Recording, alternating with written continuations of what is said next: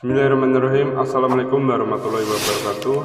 Pemirsa yang dirahmati Allah, marilah kita simak ceramah dari Kiai Haji Muhammad Bakit dengan tema 6 penyebab Allah menurunkan berkah untuk hambanya. Sebelumnya marilah kita bersolawat terlebih dahulu. Allahumma sholli ala Sayyidina Muhammad wa ala ali Sayyidina Muhammad. Selamat menyaksikan. Ini sesuai dengan apa yang difirmankan oleh Allah Subhanahu wa taala di dalam surat Al-A'raf ayat 96, walau anna ahlal qura amanu wattaqau la fatahna alaihim barakatim minas sama wal ard. Andai kata penduduk satu negeri, satu kampung itu beriman dan bertakwa kepada Allah, Allah bukakan atas mereka berkah-berkah dari langit dan berkah-berkah dari bumi. Ia seperti penduduk yang dinamakan Sabah tadi. Mereka beriman, mereka bertakwa kepada Allah, sehingga dibikin sedemikian rupa kemakmuran negeri itu oleh Allah Subhanahu wa taala. Para muhibbin rahimakumullah, andai kata penduduk satu negeri beriman dan bertakwa, macam apa maksudnya beriman bertakwa penduduk satu negeri itu? Beriman dan bertakwanya penduduk satu negeri itu dapat dilihat dari 6 pundi-pundi negeri, 6 pokok satu bangsa. Bila 6 pokok ini bagus, maka boleh dikatakan itu negeri merupakan negeri yang amanu wattaqau, beriman dan bertakwa. Apabila 6 ini bagus, maka baguslah satu bangsa. Iman dan takwa satu kampung, satu negeri dapat dilihat dari 6 kelompok mereka itu. Yang pertama dikatakan oleh mereka para ulama, kampung yang beriman dan bertakwa, negeri yang beriman dan bertakwa itu adalah yang pertama ilmu ulama, ilmu para ulama. Nah, maksudnya ilmu ulama ini adalah para ulama itu menyampaikan fatwa berdasarkan ilmu.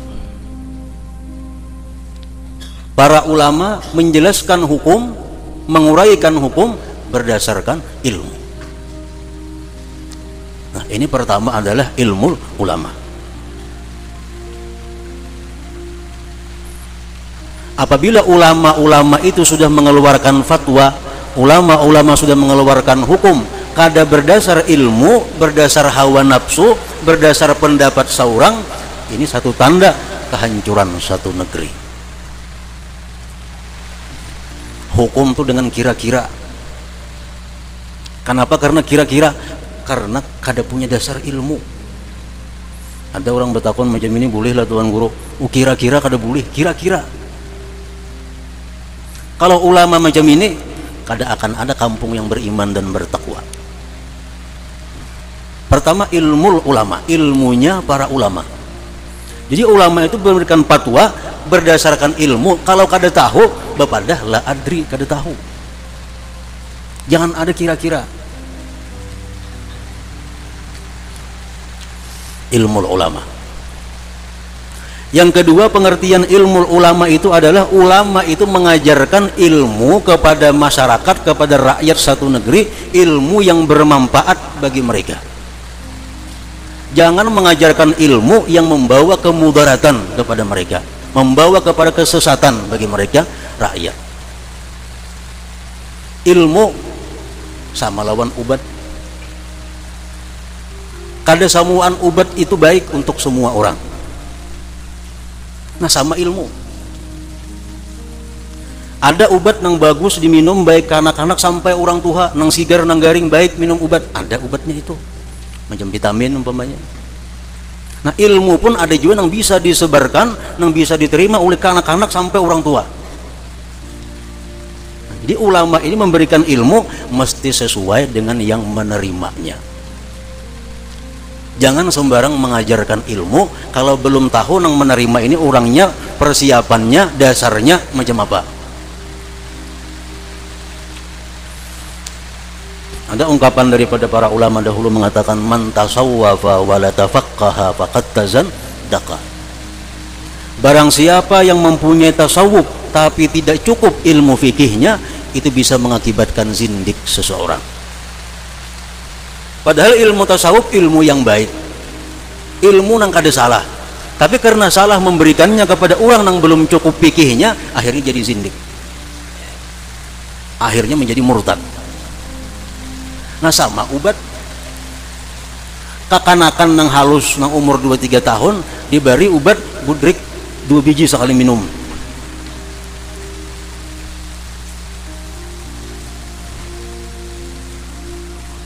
Ketinggian memberi dosis, ketinggian memberi dosis.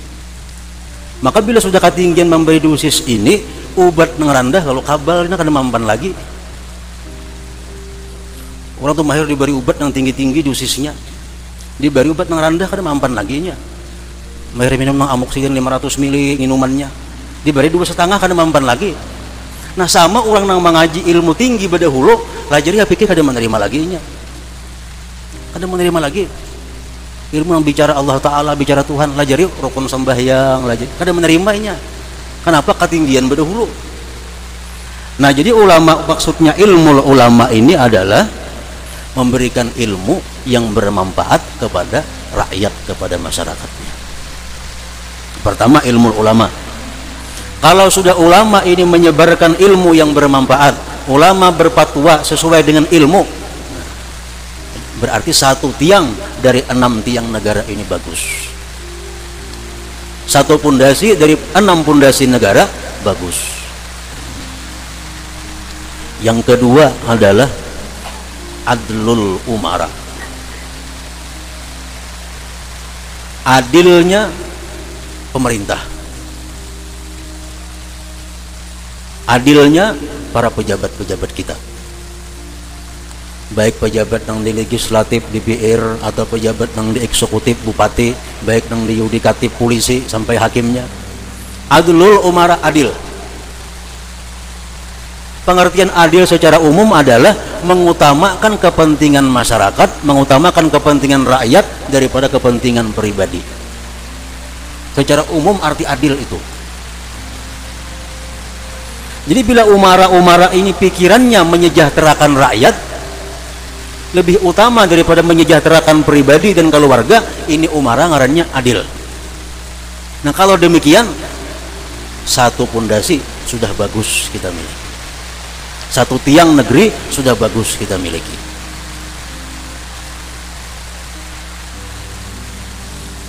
Yang ketiga adalah ikhlasul ubad, ikhlasnya orang yang beribadah. Orang jadi imam ikhlas, nang jadi muazin ikhlas,